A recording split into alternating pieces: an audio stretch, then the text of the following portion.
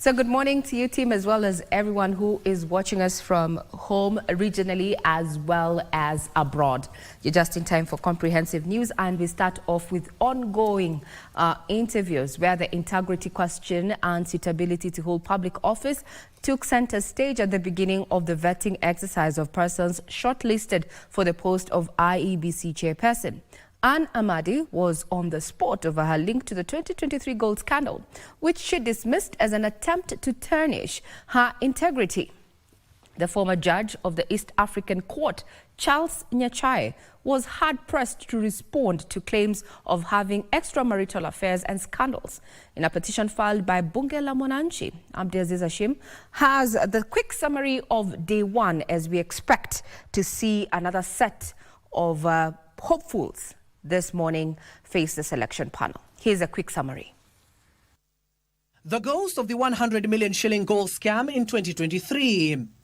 I draw my strength from sticking to the truth, what is true, because the truth can never become a lie, and lies can never become true.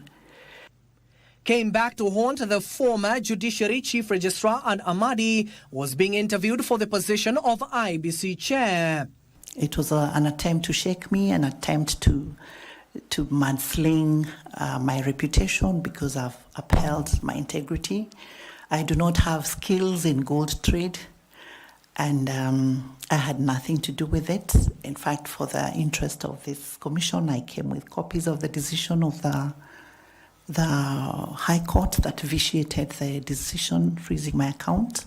In our defense, Amadi, who has 34 years of legal experience, told the panel the British trader who was allegedly defrauded by the law firm Amadi and Associate Advocates in a fake gold scheme failed to convince the Court of Appeal of her involvement in the scandal. There was actually no reason for me to be in that case and named as the first respondent because the firm that is involved, I resigned from it in 2014. And I was very busy in the judiciary. There was no time even to go and, get into any kind of practice. So for me, it was a malicious attack, and which is something that is, when you're in public service, you must be ready for. Public service at certain levels is not for the faint-hearted. At the same time, she pledged to reduce the number of polling stations from the current 46,232 to 22,000 if appointed into office to enhance efficiency. Charles Nyachae, confirming that is you. Meanwhile, former judge of the East African Court, Charles Nyachae, was confronted by his alleged past transgressions in a petition filed by Bunge la Mwananchi. And they allege the following: that you failed Chapter 6 integrity test due to scandals including extramarital affairs and child support lawsuits that you have faced before. Number 2, financial impropriety. They allege that you are linked to Procter and Allen, a cereals company in financial distress that has defaulted 3.7 billion loan, raising doubts about your financial management. Nyachae in response stated that the allegations against him were hearsay and lacked merit. Now, when I go through this, the first one of personal morals and integrity are just allegations and some, I saw a page from some newspaper. Any knowledge of you being a state candidate? A state candidate for this job? No. I'm not sure what a state candidate is, but I made this decision to run. Mr. Chairman, when somebody talks about a state candidate, they're actually insulting this panel. This as Chief Magistrate Abdul Qadir Lurot defended his bid for the chairperson position despite being a state officer, citing a precedent set by the cabinet. I think I am respected by majority of my colleagues on the bench, and I have cut out a career that has spanned all these years with service and honor. Lorot is currently the Chief Magistrate at the Naivasha Law Courts and has served in the judiciary for 23 years, including as a judicial trainer. The 9-member panel also queried Edward Katama. Perhaps I'll seek legal advice on whether the IBC on its own motion can enforce the doctrine of necessity, or whether it requires validation of the court. While the panelists were engaging the various candidates for their suitability, a section of youths were voicing their concerns over the nominees who were shortlisted, arguing that the youth are not rightfully represented to take up roles within the commission. The interview will run in 2 phases. Candidates for the chairperson role will be interviewed from March 24th to March 26th, while the selection of commissioners will take place from March 26th all the way to April 24th. That exercise will enter day 2 this morning, and KBC Channel 1 is going to be televising this particular interviews live, so do keep it right here. It also forms the candid conversation that we're going to be having with our panel this morning. Among them, a governance expert, that is Fred Ogola, who is in court looking at the constitution of those who have been shortlisted for that position of IEBC. What does it change, if at all it changes? Do keep it right here. Still keeping up with matters of election observers and civil society groups in the country now want the chairperson and the 6 commissioners of the Independent Electoral and Boundaries Commission, IEBC, to hit the ground running once they assume office. With less than 3 years to the general elections, is that the concerns are mounting on whether the commission will have enough time to implement key reforms. Here's Ben Chumba with more. I believe that I have something to offer. The race against time has begun as the country embarks on the process of reconstituting its electoral commission. Pressure is mounting for swift and decisive action. Civil society groups and election observers say the new IEBC must move fast to rebuild public trust and address long-standing electoral challenges. Our law envisions a permanent commission so that they can be able to prepare for an entire 5-year period. When they come 2.5 years to the elections, that means things are going to be speeded up. So now the major problem is going to be how to track what is going to be missed out and what is going to be implemented. So we are already time-barred. I think they need to hit the ground running as soon as they come in and try to see how much work they can be able to do before 2027 comes. A major concern remains the integrity of the selection process. The IEBC selection panel is now conducting interviews for the chairperson and 6 commissioners. Analysts warn that if the right people are not selected, the political challenges that delayed the process may resurface. We must always go back to the question, why did it take that long to be able to constitute the IEBC? If there are political questions, are we so sure that even after the commission is formed, those political issues are not going to rise up again?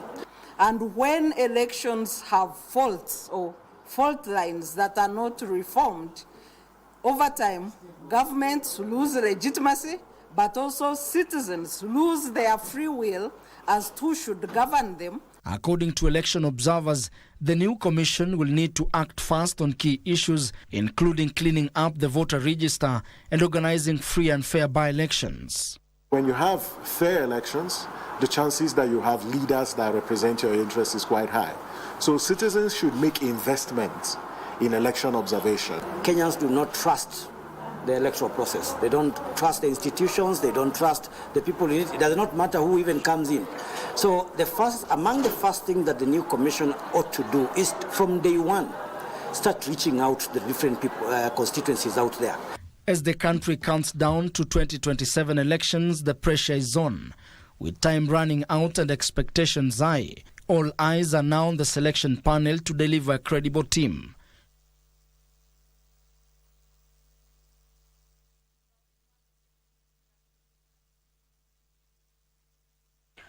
With an overview now to security, where the Coast Regional Police Commander Ali Nuno has put on notice criminals, gangs terrorizing residents of Likoni. Speaking at Likodep Hall, Mombasa, when he received 100 youth who have abandoned criminal activities, Nuno vowed to deal with miscreants head on according to the law. Elsewhere, senior administrators in Kiharu constituency, Murang'a County, are on the spot for allegedly attacking patrons and workers in a pub in Murang'a town. Timothy Kimutusu with the details. Coast Regional Police Commander Ali Nuno has warned criminal elements their days are numbered, even as he urged lawmakers to relook at capital offences that require bail. Vijana wangu, the implication is the social implication of being in conflict with the law is that at early stage wewe utakuwa umejichafua, utakuwa umejiharibu. Ukianza kuchukulia vidole saa hii, kesi moja baada ya kesi nyingine. Now you want to grow up as a responsible member of the society. Nuno expressed concerns that allowing bail for capital offenders is a setback in the criminal justice system, as in most cases the suspects commit crimes when out on bail. Sasa ukianza kumamba ya criminality at this early stage, you will be spoiling yourself. Therefore, crime does not pay. I'm ready to partner with you. I'm ready to work for you. Most of the juvenile gangs are politically instigated groups. Na leo hapa mbele yenu nasema tena, hawa vijana wetu wanatumika vibaya na sisi wanasiasa. He made the remarks as he held a meeting with the 100 reformed youth who opted to abandon a life of crime. Kansela wetu, Timbwani ni yako. Timbwani ikiharibika wewe ndo unaharibikiwa. Hapa Timbwani nyooke, kansela mbaya. Tenda kama inavyotakikana. Meanwhile, senior administrators in Kiharu constituency, Murang'a County, are on the spot for allegedly attacking patrons and workers in a pub in Murang'a town, leaving them nursing injuries. I have a neck injury where I can't move my neck, vizuri, so the muscles are hurt. That is from the swings from the lady and from the man. The legs from the folds, the lips, the spine, the back, because the folds are two different ways. Huyo madam juu nikataa kumpatia funguo akanislap. Kuuliza mimi nimeslapiwa nini? Kasa acha kuuliza hivyo. Juu hadi akona gun. Unajua naweza kuslap mpaka nichoke. In circulated CCTV footage that have sparked outrage, the two assistant county commissioners, Esther Mudhoni from Kiharu sub-county and her male colleague Peter Mtoka, senior assistant county commissioner at the office of deputy county commissioner, are captured entering the hotel at around 5 a.m. on Saturday. So I inquired from them what the problem was. And they could not be able to explain. And at that level, I realized one, that they were staggering and they appeared drunk. That must be something, you know. They allegedly said, the attacker said that, "Naweza mchapa hadi achoke." Wow. All right. Now, the Transport Licensing Appeals Board has temporarily lifted the operational ban imposed by the National Transport Safety Authority, NTSA, on the Super Metro Limited fleet. The board, through its chairman, Adrian Kamoto, said the fleet can immediately resume operations in due compliance with the law. This as NTSA organized a special forum that brought together the SACCO's operators, among them the drivers and conductors in Kabete, Kiambu counties on matters road safety. NTSA says the action taken on Super Metro SACCO was not an isolated case but will cut across other SACCOs. NTSA suspended Super Metro Limited's operating license on March 20th for multiple violations of public service vehicle regulations.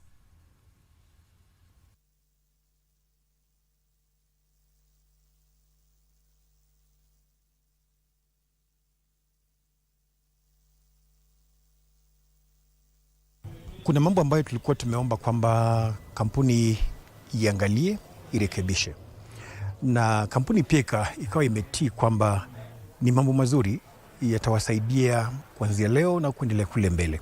Kwa hivyo hakukuwa na ile haraka kwamba lazima watu warudi barabarani kwa haraka hivyo na hawajakamilisha hayo mambo. Kwa hivyo kuna utaratibu ambao lazima wakamilishe. Na imekuwa ni vizuri, hatujakuwa na shida yote. Walileta magari, tumeyakagua, madereva ndio hawa, tumeangalia. Sisi tulienda na tukaomba, tukatoa ombi letu on Saturday, na tunataka kushukuru shukrani kwa sababu kupitia yale ile bodi imeona ni vizuri sisi turudi kazini kama tunaendelea kutimiza yale ambayo hatujayafanya kuendelea. Ni makosa kuchukulia hatua na kufunga sako yote kwa sababu ya makosa ilifanywa na dereva mmoja ama na kondakta mmoja. ni vizuri kila mtu akuwe nabeba msalaba wake. Nimefurahia sana venye tumerudishwa kazi. Sasa hiyo venye chairman wetu amesema kuhusu shule ya kutrain hawa maconductors, hiyo tunaweza ichukulia kwa vizuri sana. That particular directive, or rather, development in regard to that matter has caused a lot of public discourse, especially on social media platforms, with Kenyans, a majority of them questioning if it was any other fleet of matatus, would the ban have been lifted that fast? You can be part of this conversation. Get on X at KBC Channel 1. Now, ODM leader Raila Odinga on Monday met with the Chinese ambassador to Kenya, Ambassador Guyo Hian, to discuss ongoing development cooperation between Kenya and China. Odinga acknowledged China's significant role in financing key infrastructure projects, emphasizing on the importance of continued collaboration between the two countries. National Treasury Cabinet Secretary John Badi was also in attendance during the meeting.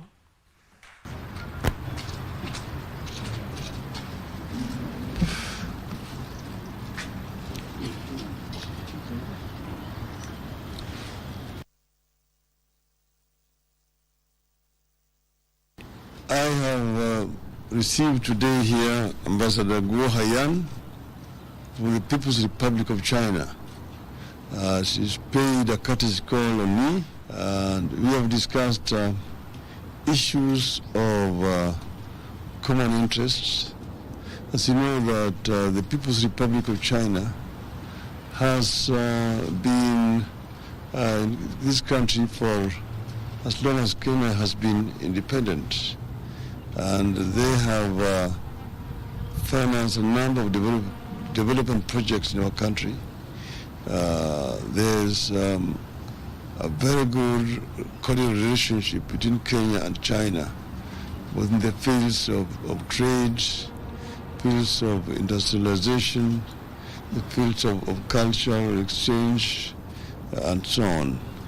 So we have just done a review of this, and as you know, it's ongoing discussions between the government of China and the government of Kenya, but I'm not part of the government.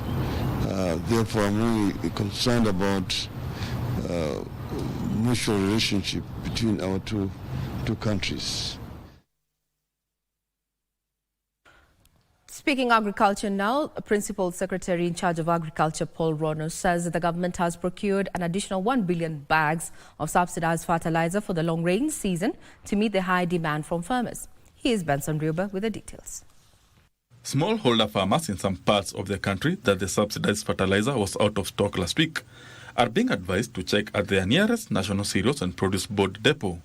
Agriculture Principal Secretary Paul Rono says an additional 1 million bags have been procured on top of the 3.5 million bags that had been bought earlier. Kisha tukaitisha mbolea zingine milioni moja. Hata umeona imechapa OCP 700,000 bags, zingine 200,000 bags simelodiwa. It were better if the government could be supplying fertilizer in abundance, in an estimate of a fertilizer that can cover almost 2 years, so that the scramble between the small-scale farmers and the large-scale farmers cannot match. Rono says there has been increased demand for the subsidy fertilizer ahead of the long-range planting season. Tuliposikia imeisha ndio katustusha kidogo, lakini tukafanya uchunguzi tukapata maana ya fertilizers kuwa ndogo zaidi kwa sababu wakulima wamekuwa wengi sana kuliko mwaka uliopita. Last mile distributors of the subsidized fertilizer are being vetted. Pareta hiyo ni ya Morocco, hiyo ni ya wapi? Pareta aina moja, saida mnapanda mahindi ndio utajua hii ilifanya mzuri.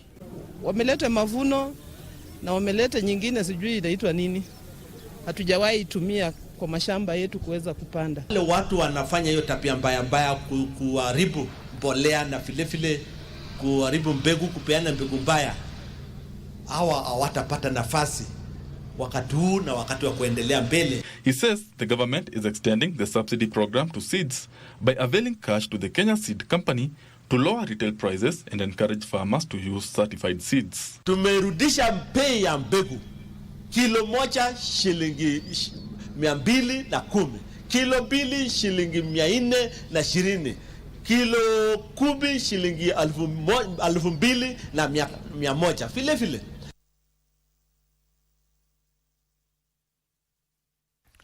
Kenya should prioritize accurate data collection on electronic waste to guide policymakers in making informed decisions on its management. Speakers at the 7th Eco-Regional E-Waste Awareness Conference said there's a need for urgent policy reforms and best practices to ensure the safe disposal of electronic waste that is expected to hit 82 billion kilograms globally in 5 years.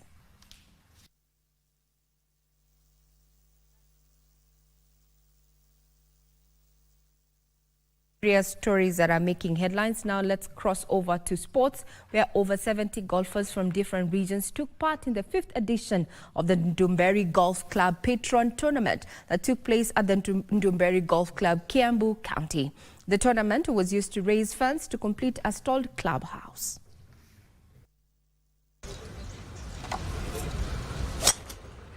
Speaking during the tournament, the patron of the club, Peter Kimari, urged the Kenya Golf Union to move in speed and support the cause, saying Ndumberi Golf Course was founded in the early 50s and has been in the center of the village where all sports activities and meetings take place. It's a club which has been in existence for the last 65 years, and now it's being used as a golf course, a playground for football, public balazas, government mission, county government balazas are all here. Kimari also added the fundraiser will go a long way to complete the clubhouse where they have done the changing rooms. Today we are having a series of tournaments, and particularly every tournament will be doing some fundraising.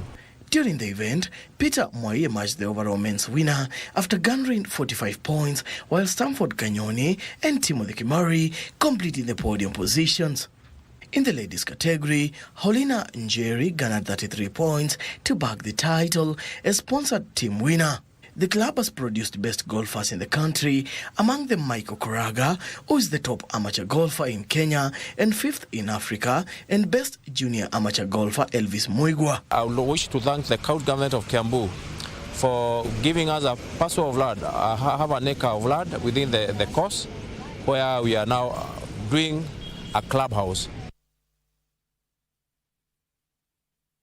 That effectively puts a cap on matters in the headlines this morning. Some of the developing stories include the ongoing selection of IEBC commissioners that is happening in Nairobi South Sea area, and we're keeping tabs on that. Yesterday was day one. Today is expected to be day two. Day one featured issues of integrity and suitability of the candidates to hold that particular position. We'll be keeping tabs on that and what comes out of that. We're also going to be keeping tabs on what is happening in as far as security is concerned. Later on tonight on the shift, we're going to be looking at the hits and misses of the public health department, at a time when the country is focused on attaining universal health coverage.